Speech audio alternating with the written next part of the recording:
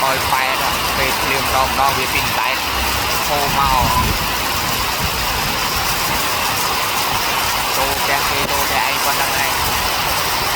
chỗ mình ngông man tập lịch chân lịch bông ở đây tam tập mặt hai em biết to con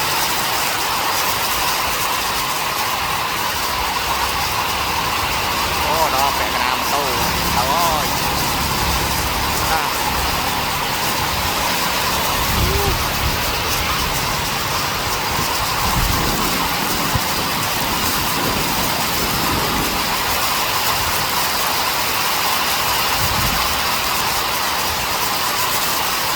lại có to mong hay thì phi hai phần mong gram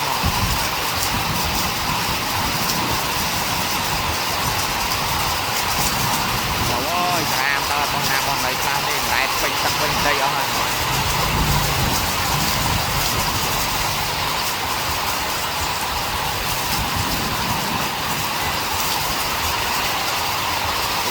tô và đá muối à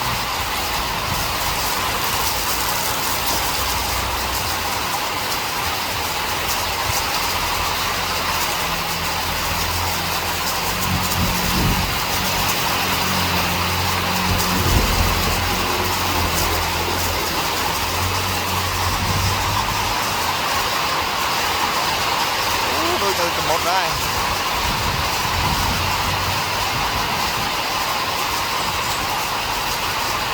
cái đo mau được cay lu được cái đi này nè